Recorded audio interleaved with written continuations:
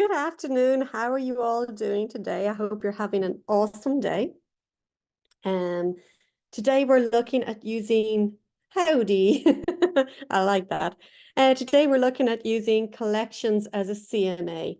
And some of you may be familiar with this tool, been used in this way before. And if not, I'm happy to introduce it. And if you're used to it, I'm just going to go through the best practices of how we use it in CSC. So I think the best way to do it is to show it as an example. And that's what I'm going to do. So in the chat, I'm going to drop in the CSC content, or as I believe now they're being called my cheat sheets. So feel free to open that up. There's going to be content on both from content about how to do it. There's going to be tool trainings on it. There's going to be all sorts of things in here. So this is the document I just shared with you all. I left you all the ability to unmute yourself. So if you have questions as we go through this, please feel free to unmute and ask me questions. I have no problem with that at all. So we're looking at this. This basically goes through the sorry, my screen went blank there. Collections as a CMA, and underneath here, this bottom bit here is literally the steps I'm going to go through with you now on how to do that. So if you want to open your Compass platform right beside you and work alongside me, feel free. If you don't, the steps are literally there as I'm going to do them to help you follow along. So let's get started. Is the easiest thing. So what we're going to do is the thing I'm looking to do is create a CMA for this property here. 6318 Langham Drive. So I'm going to start in my search. I use the Compass filters. Hang on a second, I need to start all over again. I had some stuff in there. So I'm going to start in my Compass filters. Everybody else can change it to different feeds. And if you want to do that, you just click into the preference of what filter you want to use. It's entirely up to you. This is what I choose. So in this, because we're doing a CMA as a collection, we're going to concentrate on certain type of properties. We're going to put in some active properties. We're going to put in some properties that are in contract, and we're going to put in some properties that are sold. And that's just a message from the AIs coming in. Welcome, AIs. So I'm going to put in the details as if it was a CMA and I was creating the CMA from scratch. So I'm going to go coming soon. I can add the coming soon if I wish. If it's something in your market you don't want to do, you can just take that off. I'm going to have a couple in contract here and the sold.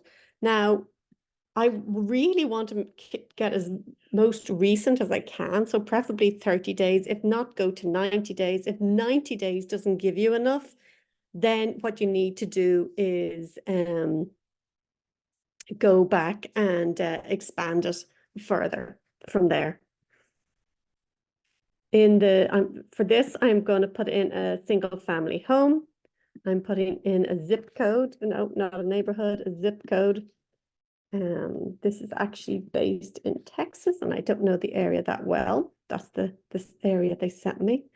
So I don't know the neighborhoods that well or at all, actually, so I can't put it in. It's a 4-bedroom, so I'm keeping my min and max the same, and the same for the bathrooms. So I want 4-bedroom, 2 baths, single family in the zip code. I know the property I'm looking at has a pool, so these are specific ones I want to look at. So what I'm going to do here is I'm going to say has pool. You'll see that drastically reduces my search down to only 13. And then I could also add in the square footage if I wanted to really, reduce it down again. And let's see what that does. Okay, it doesn't do a whole lot. So then the next step, what we want to do is we want to have a look at those results. So we're going to view the results. Okay, we've got 7 sold properties, so I'm happy enough that there's some we can select from there. I am active, there's 4, and there's 2 pending. So that ticks all the boxes of everything I want to include in the CMA. And you can always go like this to see it that way as well. Now, in this case, I'm going to go in and I'm going to create a saved search collection for my client. I don't have to worry too much about reviewing it first or not reviewing the first. I'm deliberately not putting the client name in because I don't want to add that information just yet. Because I only want them to get the notification after I have all my content in it. Now you'll find that Chirag firmly believes in sending the clients everything in advance, and we'll do the same with the CMAs, the collection. And then when you're in the pitch or in your consultation, you're going to go through it with them then in person. Okay, so I'm going to leave it as automatically shared because I'm not changing any of this. I'm not going to share them with them directly yet. So I'm going to do CMA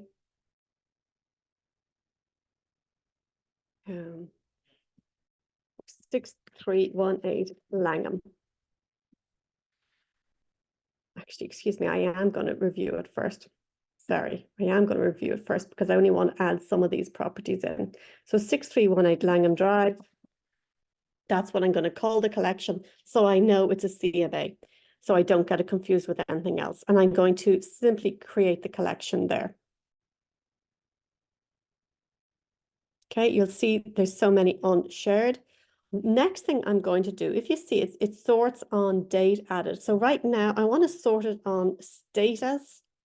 So as I can see all the active ones, I can see all of the,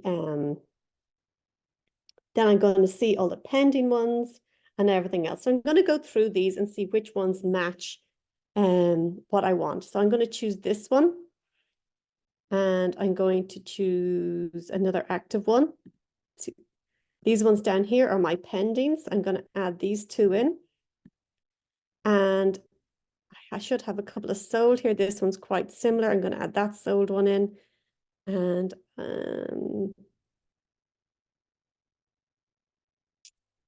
not really comparable. I'm just going to leave it at that.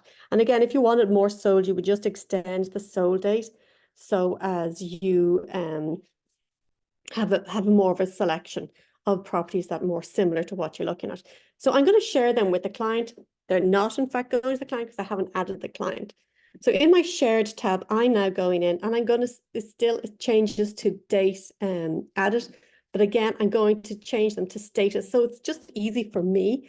So my first 2 coming up are active, then the pending, and then the sold. So I know that I can go through these with the client very easily. So first thing you do for each one is add a comment. Now for the whole purpose, the whole reason we're doing this is to add value, right? You've heard me say that over and over again, we're adding value. It's part of our value proposition that we can give you more than you can search online. And that's really important when you're looking at giving your clients information in a market analysis.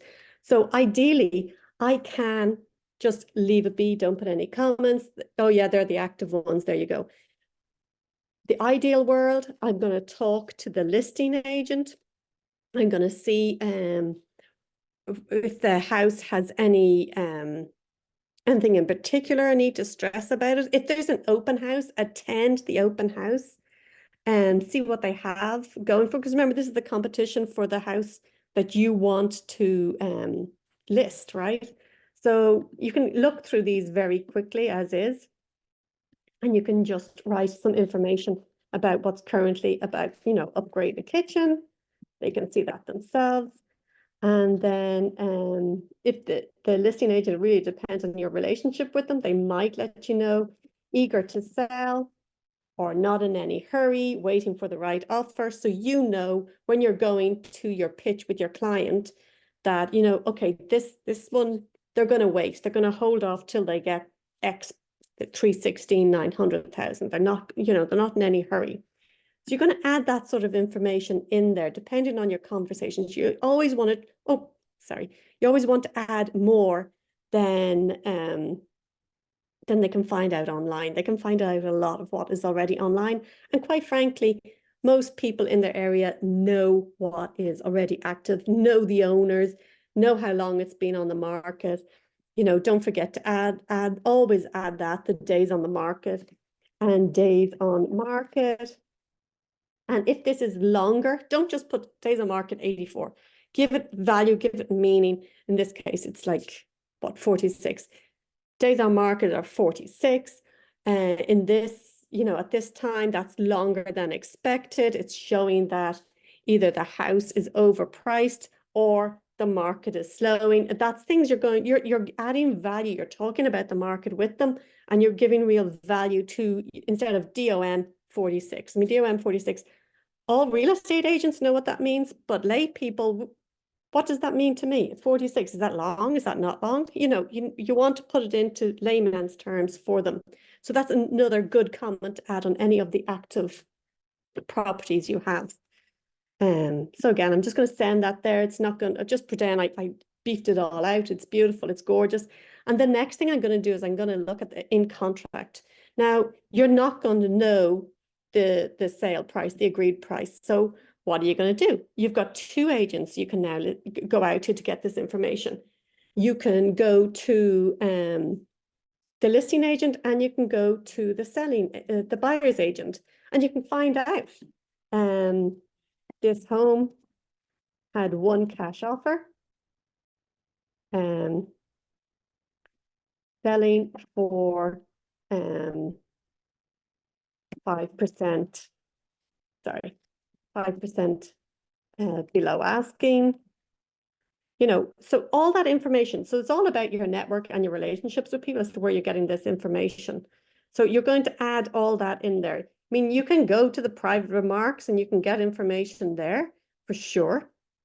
But really, it's about the information that you can add value to that they're not going to find online, because you will find that your clients have, especially the tech savvy ones, have so much information at their fingertips. So you really need to add extra to that. What can't they get? They don't know if it was a cash offer. They see it's pending. They don't know how much it's pending for.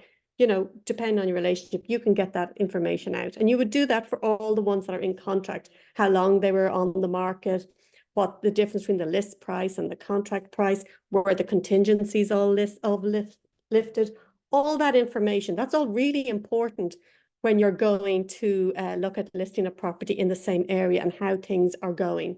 The same for the sold. And this one, you have the price. You know how much it listed for. You know how much it sold for. Put that in though. List price was, I don't know, whatever it was. Sold price 300,000. Again, they can see that it was 4.2% asking. Went above asking. But do you know, it had two offers, and seller went with lower cash offer, for example. Information like that. Always put the list price compared to the sale price, what it means on the days on market, how long it's been on the market. Was that fast? This was only 4 days on the market, sold very fast. So maybe you know that the market, is that below? Is that because they underpriced it? Is that why it went fast? It's your market. You know these things. You add the value there in your comments. And that's really important, because, and not only because it's going to give information to your agents, but it's also going to prompt you. Because I don't know, some people get very tongue-tied when they have to go on these things, and they're going like, oh my God, oh, what was it I wanted to say about that property? And then you get tongue-tied, but you've got your comments there. So boom, they're like springing things to memory. What did you want to do? They're your prompts. Think of them like that as well. Can we print the collection for compliance? I don't understand what you mean for compliance. You're going to create a CMA anyway and leave it behind as a print up. That's going to mirror this. So if there's any problem about not having a CMA somewhere, like a printed CMA, you're going to have the printed CMA that's going to mirror this anyway. So you don't have to worry about that. You can add it to the business tracker. I'm not sure if you will see the comments though, but you can download it as well. But I mean, don't worry about it because you're also going to create a CMA. So it's not like a standard CMA as well. So it's not really something you have to worry about. So, okay, we got it built out. We've got all the things in it we want. We're going to invite our client to it. Now, bear in mind, collections are for buyers and not sellers, right? By default. So I'm going to invite Daisy Jones. She is the person I'm going to choose today. And I'm going to have a look at this message. If you preview this message, you'll see it straight up. Patricia Barnes invited you to CMA, blah, blah, blah. Click here, save and organize. That means absolutely nothing to a seller. They're going, what are you talking about?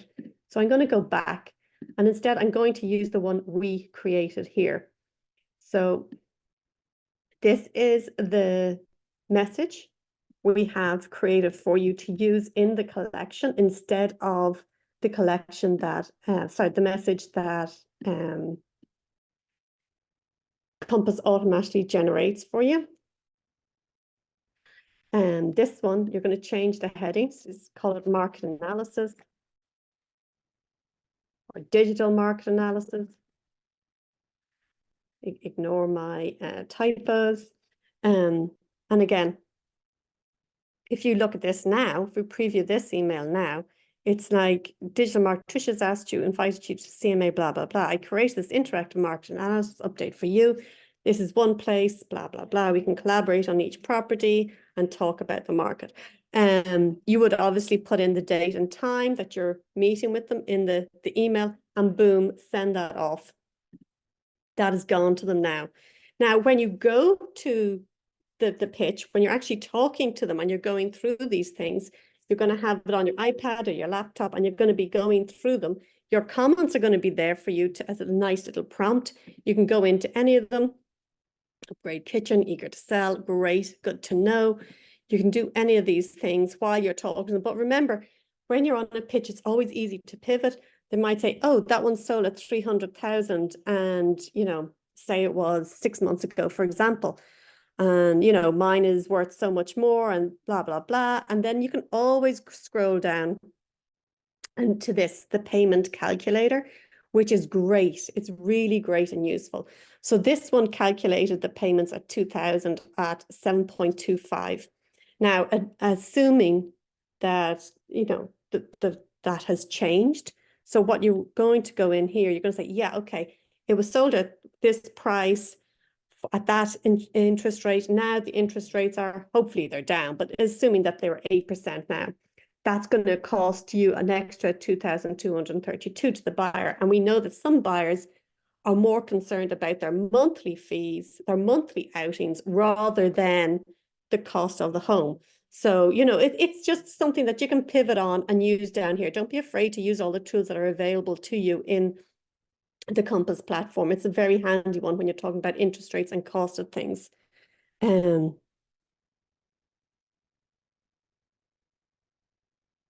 Content sheet is not live for you, Deborah. That won't let you in, will it not? Let me put it in there again.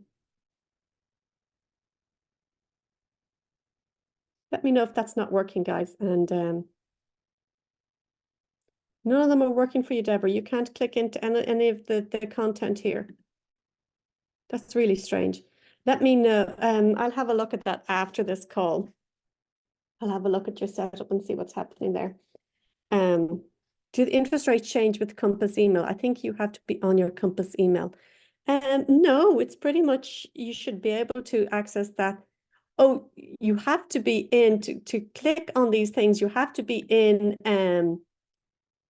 you will be asked to log in to our platform to use them, but not necessarily the Compass email. It's whatever email you use to access our system. You should be able to get in on that. So yeah, you do the interest change with the market. They don't really, they kind of stay with whatever that property was that sold at the time. Oh, there we go. I forgot one very important thing. Silly me. So they change, they kind of stay with where that was at the time. So you can just go down here and change them. And that's only because that was a recent sale that it's showing that. If that was like 6 months ago or longer, it'd have a very different rate. So number one thing I forgot was to add the principal property. So you have to have that in the market analysis. You want to add in their own property. So to do that, you would go into the search feature. And then you would add in the property here. You would search the property here under the quick one. And there we go. And you always add it last, and I'll tell you why. And then you literally, just to add it, you just click the add to collection and you choose which one you're doing, and you just add it that way. Now, if I go into my collection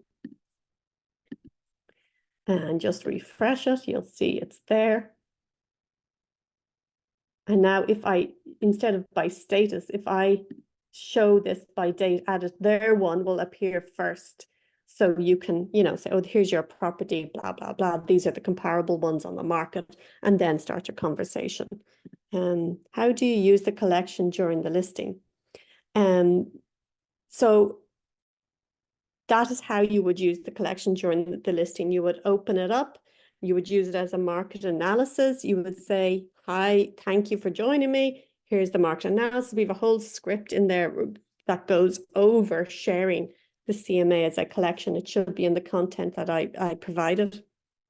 And if you go in here, you can then start going through the properties, go through your comments on them, what it sold at, what it didn't sell at, everything else, information about the market. It's exactly the same as if you were flicking through a book, except this time you're doing it on an iPad. And remember, you can then ask them if they haven't accepted the collection, you can then ask them if they want to accept the collection there and then, and leave it as a live market analysis, and just feed in. If they'll say, yeah, sure, but I only want to see things that sold, then you can just change the search to show things that sold in the area, and so on. But you can get them to sign up to it there and then. Where is the price coming from on the subject property? It's its last sold price. So it's not giving you an estimate price. This is not an estimate price. This is a collection. It's not going to behave like that. So this was the last sold price on this.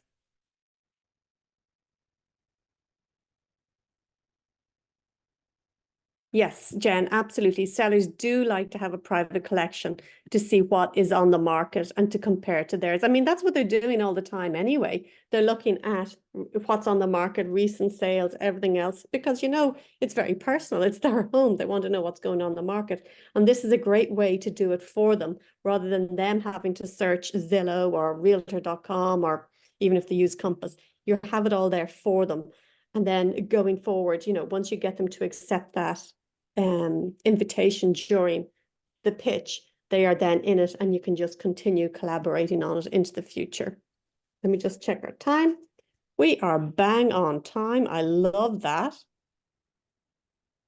Let me see, is there any more questions here?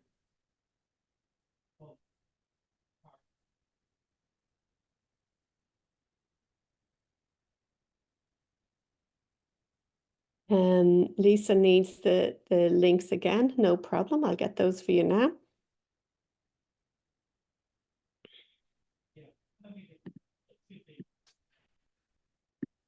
I'll put them in for everyone. And there's the content you can review. Now, if this is new to you, try it out. Come to our next time we're doing this again, and let me know how you get on. If it's not new to you, I love to hear how you enjoy it. Well, Jan, it is a great way to see where they're thinking. If people are hesitant to accept the collection, then they're hesitant maybe, in the pitch, and you really need to, maybe go on to the next things and really sell your services to them, and the value that you bring. So at the end of it, if they don't want the collection, that's fine. But if they do, you can share it with them, and it's there for them. And remember, we always recommend putting a Google alert on after you've been meeting with a client, so if the listing did go to someone else, and if it didn't, if you don't get that Google alert, you can always circle back and talk to that person again. So is there any other questions? Oh, we do have 5 minutes. My watch is fast. Do we have any other questions or anything people want me to go over again? I have a question. Yeah. Sophie. So I have a client, I was just talking to her last night, and she and her husband want to sell their house and they want to move into a condominium or a townhouse in a specific zip code. And they want to know every house that's sold in the past year in that zip code. And there's not going to be very many. It's a very small zip code. But then, I mean, I feel most importantly is, going back a year, it's not going to match today's pricing. And so, but then I want to also keep them alerted to what's coming on the market or what's on the market and what they sold at. So would I do that all in one? Would I do the past solds for 1 year and then the current, what's happening Yeah, currently? you can totally do that in the same search. And I would definitely use your comments to add the value that you want about, okay, this was listed or sold at this price then, and now you would be looking at X because of these reasons. Yeah. You know, I would definitely use the comments for that. Okay, thank you. Can I find instructions on CSC on how to set up a Google alert or just from you or just YouTube? But no, Tracy, we have that in under the tool trainings. I'm going to click it up very quickly for you now. Let me get the link for you. Yeah, it's in under our tool trainings and you'll see Google, which doesn't, it says come to tool trainings, then you'll see a section called Google. So we put it in there. I'll just get it for you now. And it's pretty straightforward to do to set this up.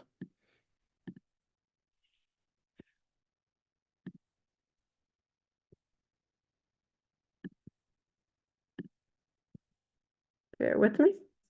And here you go. Here's just a little user guide on how to set up a Google alert. It is super easy and